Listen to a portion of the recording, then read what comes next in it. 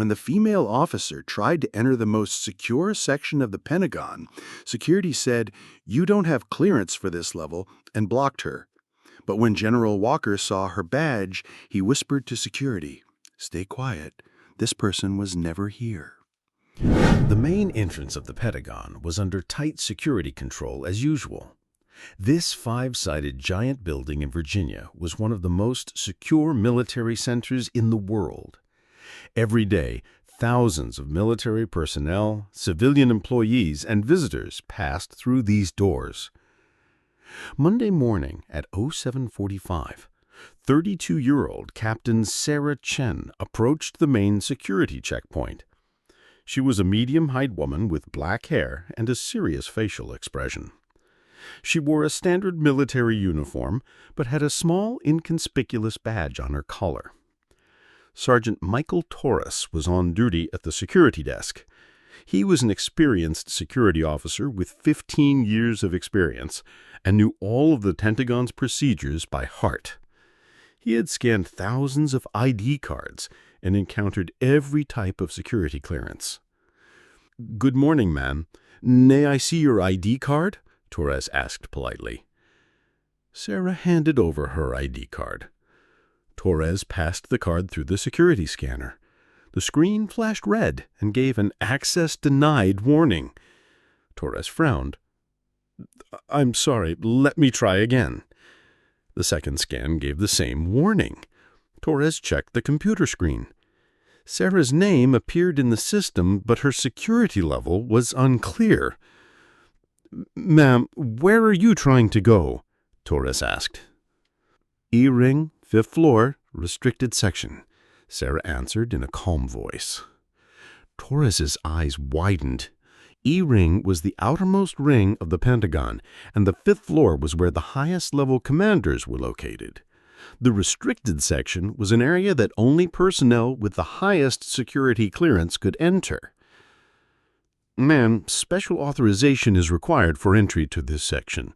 Your security level doesn't appear to be sufficient." Sarah waited patiently.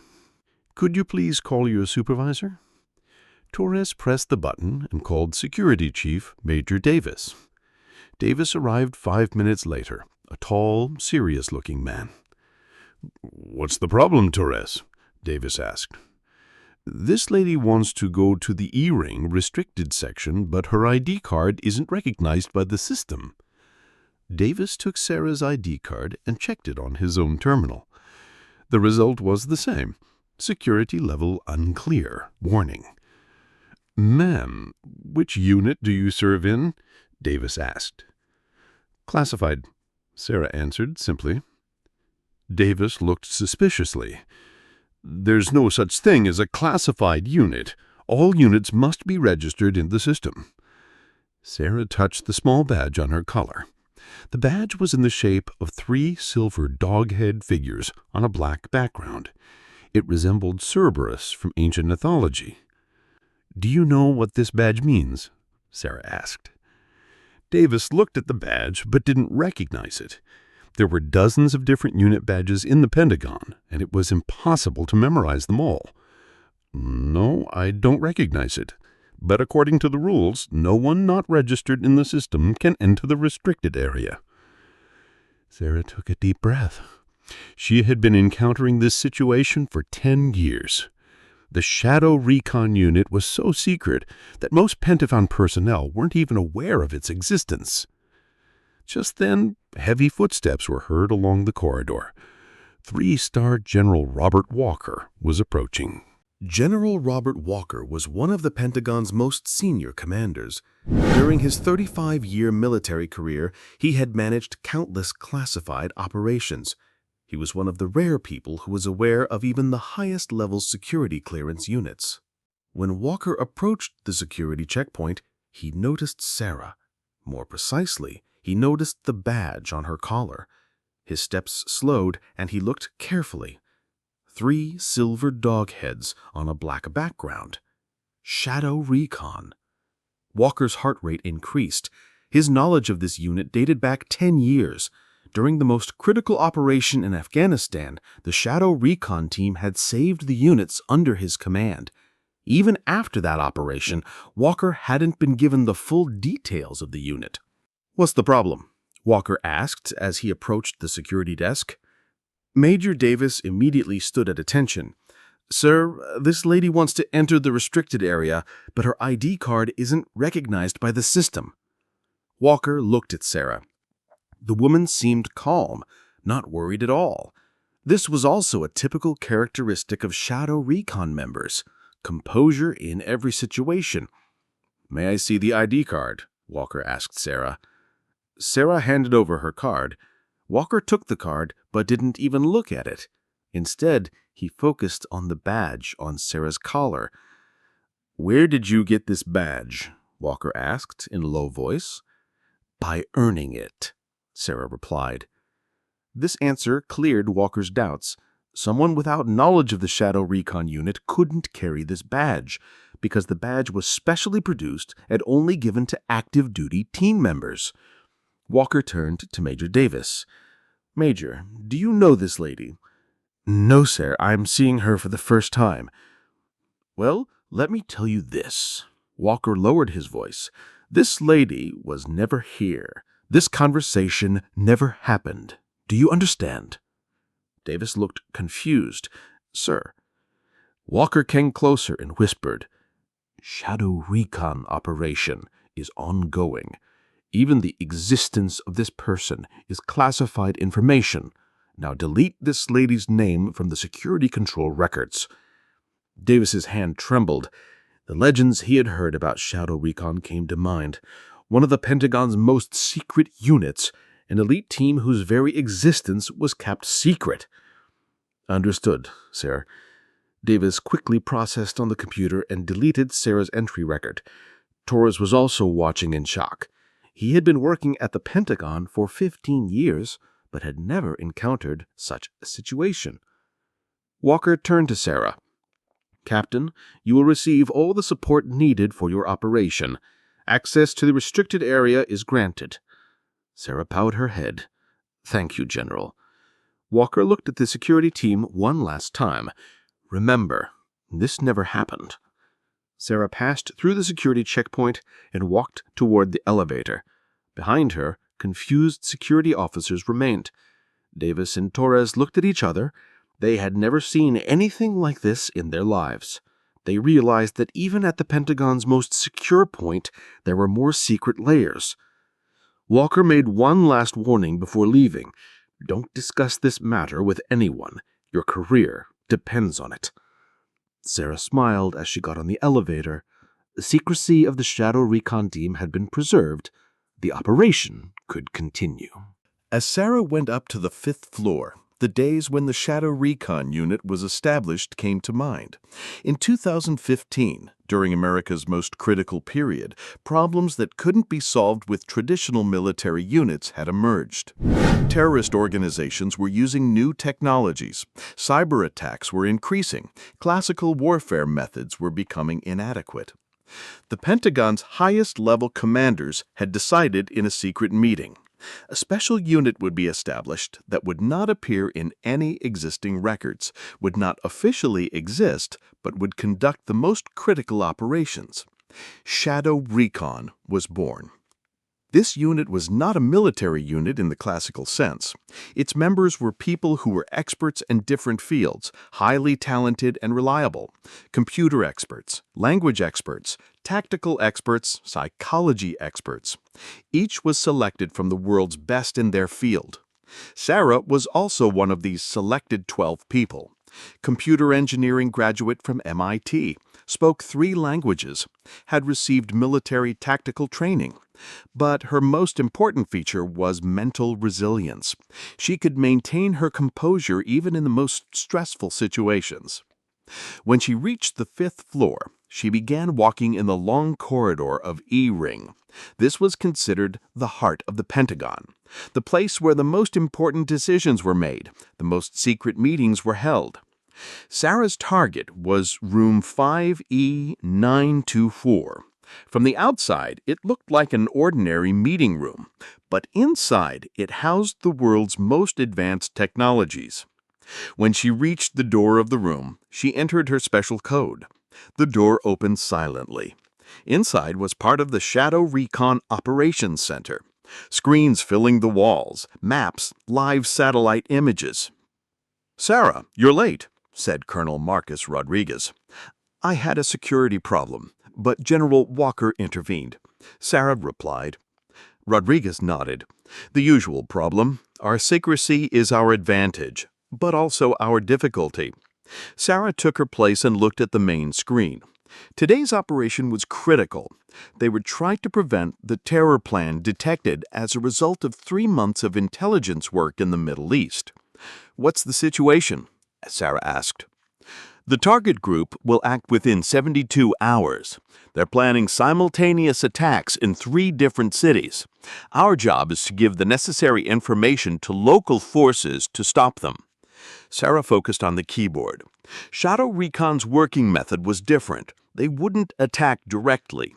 Instead, they would transfer the necessary information to appropriate channels, ensuring the success of local forces.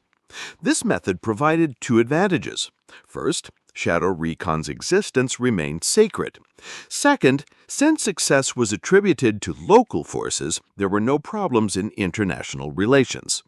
"I prepared the information package for intelligence units in Ankara, Berlin, and London," Sarah reported. "Perfect. Now we're moving to the monitoring phase." While Sarah was working, General Walker's intervention came to mind. Shadow Recon had been working like this for years. In the shadows, silently, never recognized. They were making the world safer, but no one knew. This wasn't a problem for them, because Shadow Recon members weren't after fame. What mattered to them was accomplishing their mission.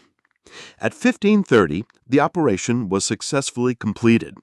Terror plants in 3 cities had been prevented, ensuring the salvation of 47 innocent lives. Sarah completed her report and left the room. As she returned through the same corridor, no one noticed her. This was what it meant to be a Shadow Recon member. To be invisible, but to do the world's most important work. As Sarah left the Pentagon, she had to pass through the security checkpoint again. Torres and Davis were still on duty, but they acted strangely when they saw her. The effect of the morning incident seemed to continue. "Good day," Sarah greeted politely. Torres responded, but Davis only nodded. Both were avoiding eye contact with Sarah. General Walker's warning was showing its effect. When Sarah left the security checkpoint, Davis turned to Torres. "Man, I didn't understand what happened this morning at all," Davis whispered. "Me neither. I've never seen General Walker like that. He was so serious. What does Shadow Recon mean? Have you ever heard of it?" Torres shook his head. "No, but from the General's reaction, I understood it's something very important." Both fell silent. With the experience of working at the Pentagon, they had learned not to ask certain things. As Sarah got in her car in the parking lot, her cell phone rang. Rodriguez was calling. "Operation completely successful," Rodriguez reported. "The Ankara team caught 17 people. Bomb materials were seized in Berlin. The main organizer was also arrested in London." "Good news," Sarah replied with satisfaction. "There is a new mission for tomorrow. Situation in the Pacific. We'll discuss the details in the morning." Sarah hung up and started the car. Shadow Recon's work never ends. Crisis was always emerging somewhere in the world. Intervention was always needed. But what Sarah experienced today made her think. General Walker's intervention showed Shadow Recon's position within the Pentagon. Even the highest-level commanders knew the importance of the unit. While driving home, she listened to the news on the radio. The announcer was talking about the terror operations in Ankara, Berlin, and London. He was describing the events as successful operations by local security forces. Sarah smiled. This was Shadow Recon's success. No one knew of their existence, but their effects were felt everywhere.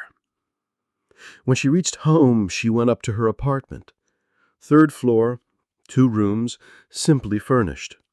Her neighbors thought she was an ordinary civil servant working in a government office. Sarah watched the television news while preparing dinner. The 47 people they saved today would continue their normal lives. Most wouldn't even know they had been under threat. Her phone rang again. This time, her sister Amy was calling. "Sarah, how are you? How's work going?" "Good, same as always. Office work, reports, meetings." Amy didn't know what Sarah really did for work. She couldn't tell even her family anything about Shadow Recon. "Will you come this weekend? Your nephew misses you so much." "I'll come. Let me check my schedule." After Sarah hung up, she looked out the window. Washington's lights were on. Thousands of people lived, worked, and pursued their dreams in this city. Most were unaware of the existence of people like Sarah.